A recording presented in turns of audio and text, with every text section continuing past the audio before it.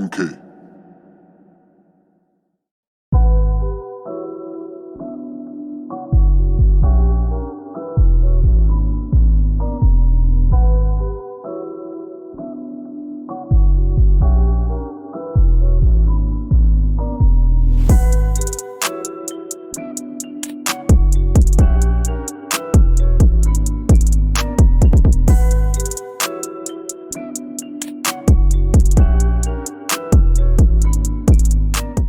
The Nun II sees the demon Valak go beyond the walls of the abbey into the French countryside to wreak havoc. What will all the mayhem mean for the Conjuring universe as a whole? Warning, spoilers for The Nun II ahead. As sisters Irene and Deborah investigate the inexplicable devastation that Valak has caused, they come to realize what the demon is after. While possessing Irene's old friend Frenchie, Valak has been searching for a powerful religious artifact known as the Eyes of Saint Lucy. The patron saint of the blind, Valak has been brutally killing Lucy's descendants, so that no one can stop her from gaining the Eye's incredible power. In the hands of a demon, it would be unthinkable. Irene and Deborah track down Frenchie, who has been acting as a handyman at an all-girls school, where he's gotten close to a young teacher named Kate and her daughter Sophie. When they arrive, Valak has already started to take full control of Frenchie and even caused the arrival of another demon, an infernal goat. In all the chaos, Irene ends up finding the Eyes of Saint Lucy in the school's chapel. Unfortunately, Frenchie storms in and nearly rips the eyes right out of Irene's hands. Sophie grabs the eyes and runs toward a bell tower while the possessed Frenchie gives chase.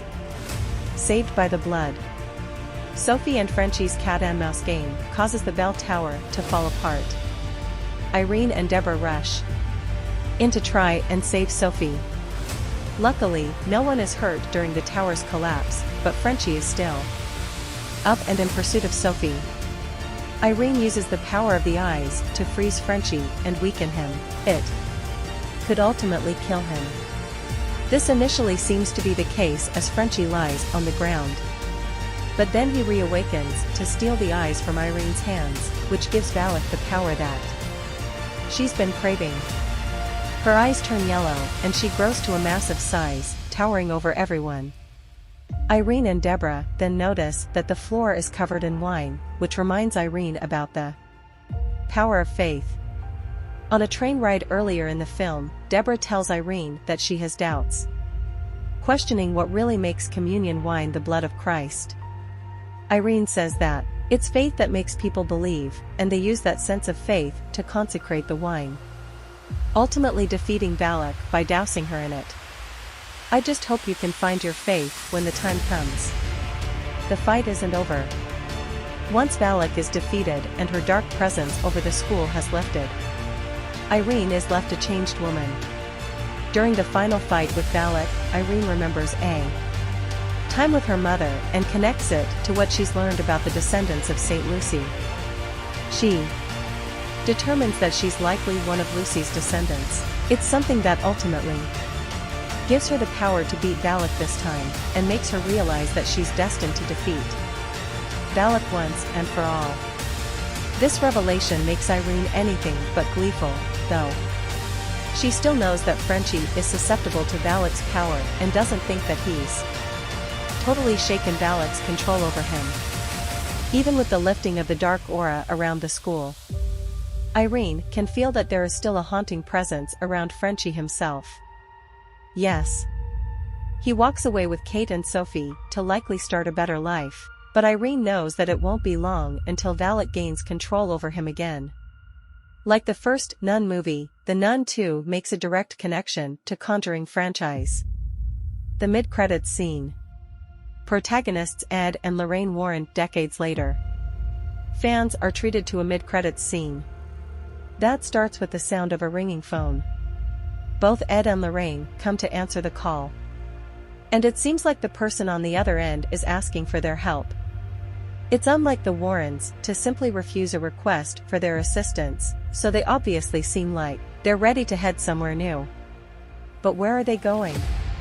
Is this mid-credits scene simply A tease for the upcoming fourth Conjuring film, or is it connected to the events of The Nun II, meaning that the Warrens could be facing off against Valak once again? The answer is unclear for now, but the possibilities are very exciting for the future of the franchise. Will Valak come back? Well, The Nun II could simply be seen as a filler story for Valak that sets the stage for a bigger conflict in a future film. It does shed some interesting new light on the demonic nun's intentions.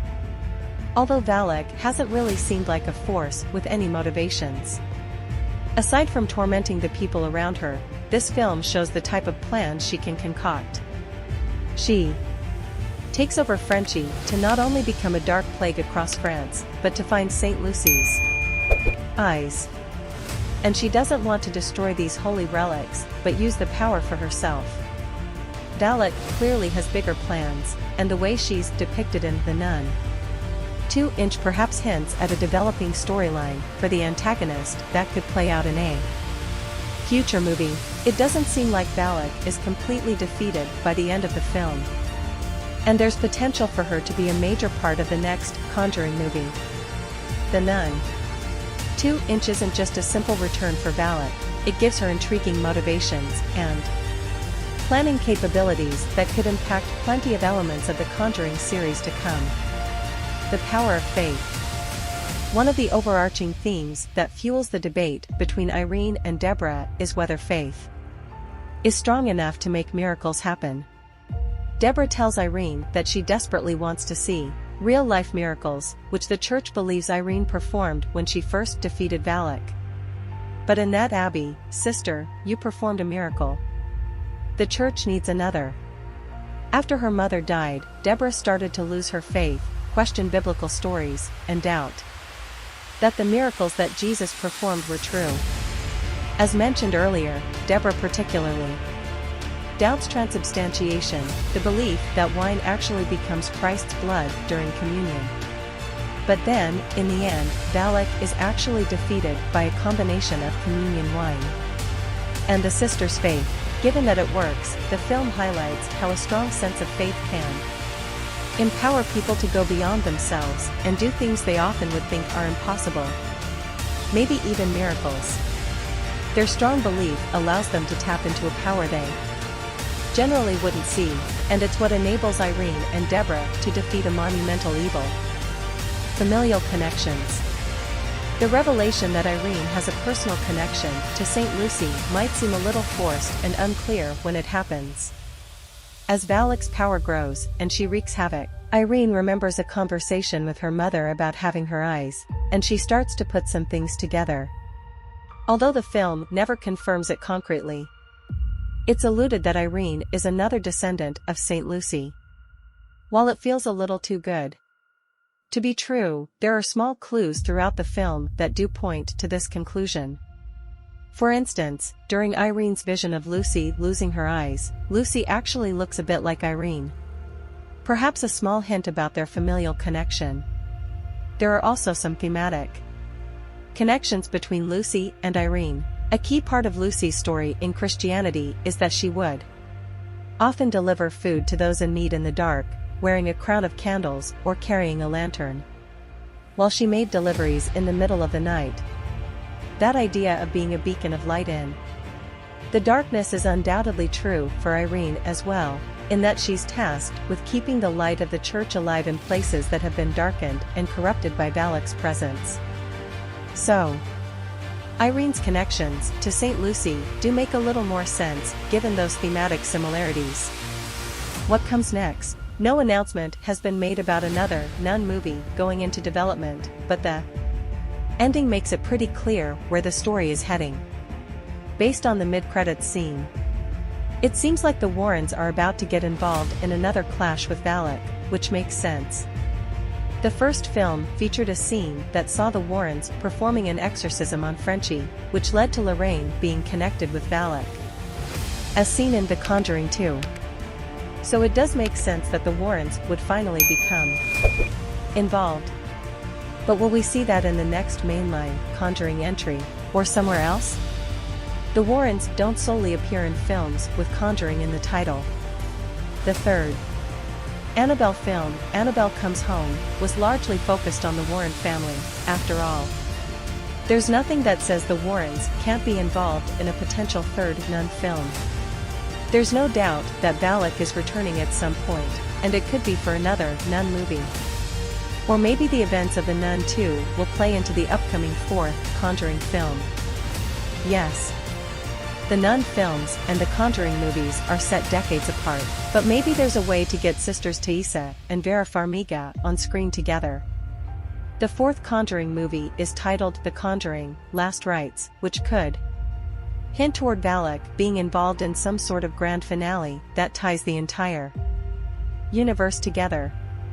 We still don't know much about the plot, but the inclusion of the Warrens in the mid-credits scene of The Nun II opens lots of possibilities. It would be great to, eventually bring it back full circle. Bring the Nun story and tie it back into The Conjuring. More Conjuring may take time. Despite Warner Brothers having some ambitious plans for the Conjuring universe, it doesn't matter what the studio has planned if the current Writers Guild of America and SAG-AFTRA Actors Union strikes aren't resolved. As long as the strikes are ongoing, Warner Brothers won't be able to start development on The Conjuring, Last Rites, a potential, the